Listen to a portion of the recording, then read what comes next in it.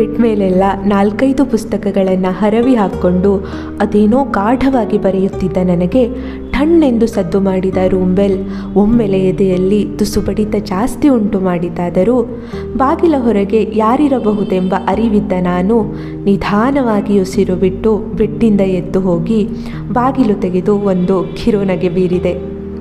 ಒಳಗೆ ಬಂದ ಜಾನ್ವಿ ಅಕ್ಕ ತಮ್ಮ ಆಫೀಸ್ ID ಕಾರ್ಡನ್ನು ಗೋಡೆಯ ಮೊಳಗೆ ಸಿಕ್ಕಿಸುತ್ತಾ, ಏನೇ ಮೀರಾ, ಇರೋಬರು ಬುಕ್ಗಳನ್ನೆಲ್ಲ ಹೀಗೆ ಹರವಿ ಕೂತ್ಕೊಂಡಿದೀಯಾ, ಏನು ವಿಷಯ ಎಂದು ಕೇಳಿದರು. ನನಗೆ ಶನಿವಾರ ಒಂದು ಇಂಟರ್ವ್ಯೂ ಇದೆ ಅಕ್ಕ, ಅದಕ್ಕೆ ಪ್ರಿಪೇರ್ ಆಗ್ತಾ ಇದ್ದೀನಿ ಅಂದೆ. ಓ ಹೌದಾ, ಶನಿವಾರ ಅಂದರೆ ನಾಳೆನೇ ಅಲ್ವಾ, ಓದ್ಕೋ ಅಂದರು.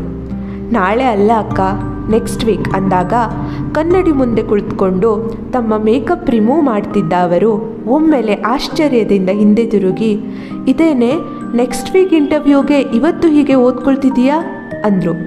ಹೌದು ಅಕ್ಕ, ನನಗೆ ಇದು ನನ್ನ ಕನಸಿನ ಕಂಪನಿ, ನಾನು ನನ್ನ 100% ಕೊಡಬೇಕು ಅಂದೆ.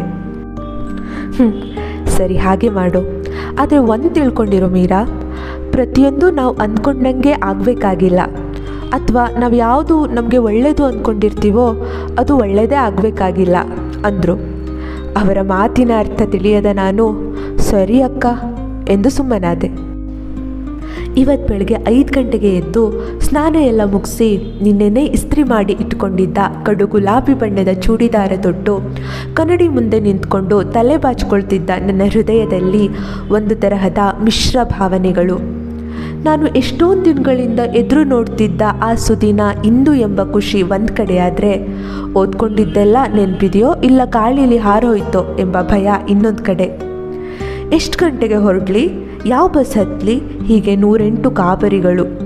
ಹೌದು, ಇವತ್ತೇ ನನಗೆ ನನ್ನ ಕನಸಿನ ಕಂಪನಿಯೊಂದರಲ್ಲಿ ಇಂಟರ್ವ್ಯೂ. ಅದೇನೋ ತಳಮಳ, ಇದು ಖುಷಿಯೋ, ಗಾಬರಿಯೋ, ಭಯವೋ ಅಥವಾ ಇನ್ನೇನೋ.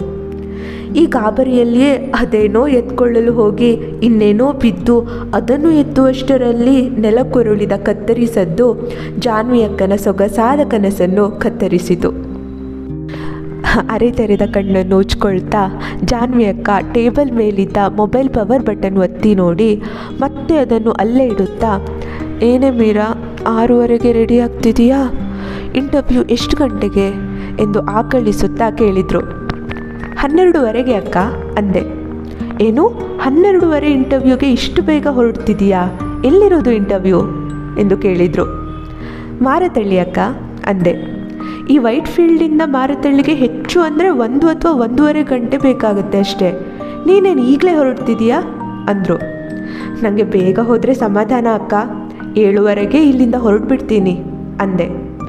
ಅಯ್ಯೋ, ಅಷ್ಟೊತ್ತಿಗೆ ಈ PGನಲ್ಲಿ ತಿಂಡಿನೂ ರೆಡಿ ಆಗಿರಲ್ಲ, ತಿಂಡಿ ತಿನ್ಕೊಂಡು ಹೋಗೆ ಅಂದರು.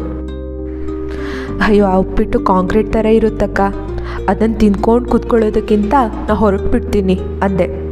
ಸರಿ, ಏನಾದರೂ ಮಾಡ್ಕೊ, ಆಲ್ ದ ಬೆಸ್ಟ್ ಎಂದು ಅಕ್ಕ ಹೇಳಿದಾಗ ಮುಖಕ್ಕೆ ಮುತ್ತಿಟ್ಟ ಅವರ ಹೊದಿಕೆ ಕತ್ತರಿ ಬಿದ್ದ ಕನಸನ್ನು ಮುಂದುವರಿಸಿತು.